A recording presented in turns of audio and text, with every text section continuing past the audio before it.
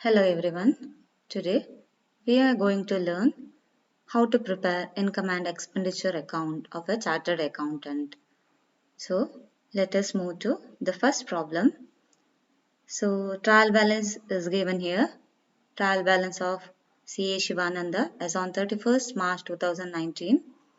So particulars are capital, drawings, motor car, computers, furniture, debtors, consultancy fee, honorarium, dividend received, salary, rent, audit fee received, certification charges, interest received, software testing charges. So ಇಷ್ಟೆಲ್ಲ ಮಾಹಿತಿಗಳನ್ನಲ್ಲಿ ಕೊಟ್ಟಿದ್ದಾರೆ. Additional information ಅಲ್ಲಿ ಏನ್ ತಿಳಿಸಿದ್ದಾರೆ ಅಂತ ಹೇಳಿದ್ರೆ 25% of motor car used for personal purpose. ಇನ್ನೊಂದು additional information ಅಲ್ಲಿ ತಿಳಿಸಿರುವ ಹಾಗೆ depreciation charge 10% on furniture, 15% on motor car, 40% on computers. So ಈಗ ಸಾಲ್ವ್ ಮಾಡುವ ಈ ಪ್ರಾಬ್ಲಮ್ ಅನ್ನ. Income and expenditure account for the year ended 31st March 2019. ಇಲ್ಲಿ ನೋಡಿ, ನಾವು ಎಕ್ಸ್ಪೆಂಡಿಚರ್ ಸೈಡ್ ಮತ್ತೆ ಇನ್ಕಮ್ ಸೈಡ್ ಇದೆ. So expenditure side debit side, so ಅದು ಎಕ್ಸ್ಪೆಂಡಿಚರ್ ಸೈಡ್, ಕ್ರೆಡಿಟ್ ಸೈಡ್ ಅಲ್ಲಿ ಅದು ಇನ್ಕಮ್ ಸೈಡ್ ಆಗಿರುತ್ತೆ. ಸೊ ಅಲ್ಲಿ ಡೆಬಿಟ್ ಸೈಡ್ ಅಲ್ಲಿ ನಾವು ಎಲ್ಲ ಎಕ್ಸ್ಪೆನ್ಸಸ್ ಅನ್ನ ರೆಕಾರ್ಡ್ ಮಾಡ್ತಾ ಹೋಗ್ಬೇಕು. ಕ್ರೆಡಿಟ್ ಸೈಡ್ ಅಲ್ಲಿ ಇನ್ಕಮ್ ಅನ್ನ ರೆಕಾರ್ಡ್ ಮಾಡ್ತಾ ಹೋಗ್ಬೇಕು. ಸೊ ಈಗ ಡೆಬಿಟ್ ಸೈಡ್ಗೆ ಬನ್ನಿ. ಡೆಬಿಟ್ ಸೈಡ್ ಅಲ್ಲಿ ಮೊದಲನೆಯ ಎಕ್ಸ್ಪೆನ್ಸಸ್ ಅನ್ನ ರೆಕಾರ್ಡ್ ಮಾಡೋಣ. ಸೊ ಅಲ್ಲಿ ಟ್ರಯಲ್ ಬ್ಯಾಲೆನ್ಸ್ ಅಲ್ಲಿ ಕೊಟ್ಟಿರೋ ಹಾಗೆ ನೋಡಿ, ಅಲ್ಲಿ ಮೊದಲಿಗೆ ಕನ್ಸಲ್ಟೆನ್ಸಿ ಫೀ ಇದೆ. ಕನ್ಸಲ್ಟೆನ್ಸಿ ಫೀ ಅಂತ ಹೇಳಿದ್ರೆ ಅದು ಇನ್ಕಮ್. ಸೊ ಕನ್ಸಲ್ಟೆನ್ಸಿ ಫೀ ಅನ್ನ ಕ್ರೆಡಿಟ್ ಸೈಡ್ ಅಲ್ಲಿ ರೆಕಾರ್ಡ್ ಮಾಡ್ತೇವೆ by consultancy fee. So consultancy fee of ₹5,000 should be recorded on the credit side as it is income. Next, honorarium received. So honorarium ಕೂಡ ಅಷ್ಟೇ ಇಲ್ಲಿ income. So income side ಅಲ್ಲಿ by honorarium 10,000. Next one is dividend received. So dividend received ಕೂಡ ಅಷ್ಟೇ ಇಲ್ಲಿ income, ಹಾಗಾಗಿ credit side ಅಲ್ಲಿ ತಗೊಳ್ತೇವೆ ಬೈ ಡಿವಿಡೆಂಡ್ ರಿಸೀವ್ಡ್ 5,000. ನೆಕ್ಸ್ಟ್ ಕೊಟ್ಟಿರುವಂತದಲ್ಲಿ ಸ್ಯಾಲರಿ ಪೇಯ್ಡ್. ಸೊ ಎಂಪ್ಲಾಯೀಸ್ಗೆ ಕೊಟ್ಟಿರುವಂತ ಸ್ಯಾಲರಿಯಲ್ಲಿ, ಸೊ ಎಂಪ್ಲಾಯೀಸ್ ಕೊಟ್ಟಿರುವಂತ ಸ್ಯಾಲರಿ ಏನಾಗ್ತದೆ ಇಲ್ಲಿ ಅವರಿಗೆ ಎಕ್ಸ್ಪೆನ್ಸಸ್. ಸೊ ಎಕ್ಸ್ಪೆನ್ಸಸ್ ಸೈಡ್ ಅಲ್ಲಿ ಅಂದ್ರೆ ಡೆಬಿಟ್ ಸೈಡ್ ಅಲ್ಲಿ to salary 10,000. Rent, next rent ಕೂಡ ಅಷ್ಟೇ ಇಲ್ಲಿ expenses. Rent paid is expense, so 10,000 rent paid. Next one is audit fee received. So audit fee received income side, so credit side by audit fee received 15,000. Certification charges again income, so by certification charges 2,500. Interest received is an income, so by interest received 4,000. Next one, software function testing charges. So ಅದು ಕೂಡ ಅಷ್ಟೇ income ಆಗಿರೋದ್ರಿಂದಲ್ಲಿ software function testing fee 80,000. ಈಗ ಅಲ್ಲಿ ನೋಡಿ, additional information ಕೊಟ್ಟಿರುವ ಹಾಗೆ 25% of motor car is use for personal purpose ಅಂತ ಹೇಳಿದ್ದಾರೆ. ಸೊ ಡೆಪ್ರಿಸಿಯೇಷನ್ ಚಾರ್ಜ್ ಮಾಡುವಾಗ ಮೋಟಾರ್ ಕಾರ್ನ ಮೇಲೆ ಡೆಪ್ರಿಸಿಯೇಷನ್ ಚಾರ್ಜ್ ಮಾಡುವಾಗ ಅಷ್ಟು 25% ಅನ್ನ ನಾವು ಲೆಸ್ ಮಾಡಬೇಕಾಗುತ್ತೆ. ಸೊ ಮೊದಲಿಗೆ ಡೆಪ್ರಿಸಿಯೇಷನ್ ತಗೊಳ್ಳಿ. ಡೆಪ್ರಿಸಿಯೇಷನ್ ಕೂಡ ಅಲ್ಲಿ ಎಕ್ಸ್ಪೆನ್ಸ್ ಆಗಿರೋದ್ರಿಂದ ಡೆಪ್ರಿಸಿಯೇಷನ್ ಆನ್ ಫರ್ನಿಚರ್ ಎಷ್ಟು, ಫರ್ನಿಚರ್ ನ ವ್ಯಾಲ್ಯೂ 50,000 ಇದೆ. So 50,000 into depreciation charge on furniture is 10%.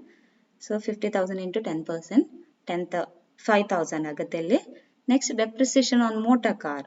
So value of motor car is 3,75,000. So ಇಲ್ಲಿ 25% ಮೋಟಾರ್ ಕಾರ್ ಅವ್ರ ಪರ್ಸನಲ್ ಪರ್ಪಸ್ ಯೂಸ್ ಮಾಡೋದ್ರಿಂದ ಅದನ್ನ ನಾವು ಬಿಸ್ನೆಸ್ ಎಕ್ಸ್ಪೆನ್ಸ್ ಆಗಿ ಟ್ರೀಟ್ ಮಾಡ್ಲಿಕ್ಕೆ ಆಗೋದಿಲ್ಲ. ಸೊ 25% ಅನ್ನ ಏನ್ ಮಾಡ್ಬೇಕಾಗ್ತದೆ ಇಲ್ಲಿ 25% ಅನ್ನ ಮೈನಸ್ ಮಾಡ್ಬೇಕಾಗುತ್ತೆ, ಲೆಸ್ ಮಾಡ್ಬೇಕಾಗುತ್ತೆ. So 5 lakh value of motor car.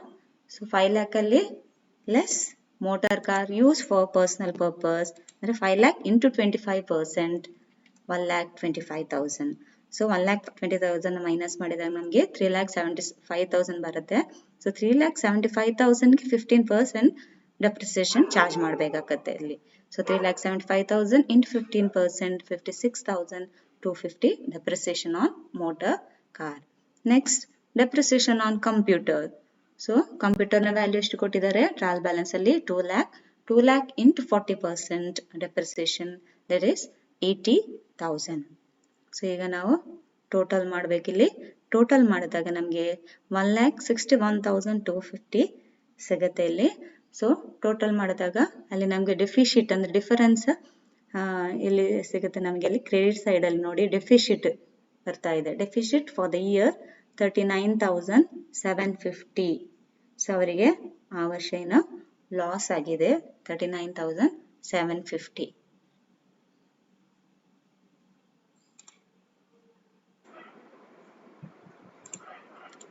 Now let us solve the second illustration. So second illustration ಅಲ್ಲಿ trial balance ಕೊಟ್ಟಿದ್ದಾರೆ. From the trial balance of CA Nikhil on 31st March 2019, prepare income and expenditure account. So trial balance. Next additional information ಕೊಟ್ಟಿರುವಂತದಲ್ಲಿ professional fee received in advance amounting to rupees 5,000, tax to be charged at 25%, term loan is borrowed at 10%, depreciation charged on furniture 10%, motor car 15%, buildings 10%. So solution, let us prepare income and expenditure account for the year ended 31st March 2019 in the books of CA Nikhil. So ಎಲ್ಲ expense ಅನ್ನ debit side ಅಲ್ಲಿ record ಮಾಡಬೇಕು, income credit side ಅಲ್ಲಿ. ಇಲ್ಲಿ ನೋಡಿ ಮೊದಲನೇದಾಗಿ trial balance ಅಲ್ಲಿ ಕೊಟ್ಟಿರೋ ಹಾಗೆ professional fees received 30,000. So professional fees received income. So income side ಅಲ್ಲಿ by professional fees received 30,000. But ಅಲ್ಲಿ ಅಡಿಷನಲ್ ಇನ್ಫಾರ್ಮೇಶನ್ ಅಂದ್ರೆ ಏನ್ ಕೊಟ್ಟಿದ್ದಾರೆ ನೋಡಿ, professional fee received in advance amounting to rupees 5,000. So professional fees received in advance 5,000 ಇರೋದ್ರಿಂದಲ್ಲಿ received in advance ನ less ಮಾಡಬೇಕಾಗತ್ತೆ. So less received in advance 5,000. 30,000 ಅಲ್ಲಿ ರಿಸೀವ್ಡ್ ಇನ್ ಅಡ್ವಾನ್ಸ್ 5,000 ಲೆಸ್ ಮಾಡಿದಾಗ ನಮಗೆ 25,000 ಬರುತ್ತೆ. ಸೊ 25,000 ಇಲ್ಲಿ ರೆಕಾರ್ಡ್ ಮಾಡಿ. Next telephone expenses. Telephone expenses 1,200 debit side.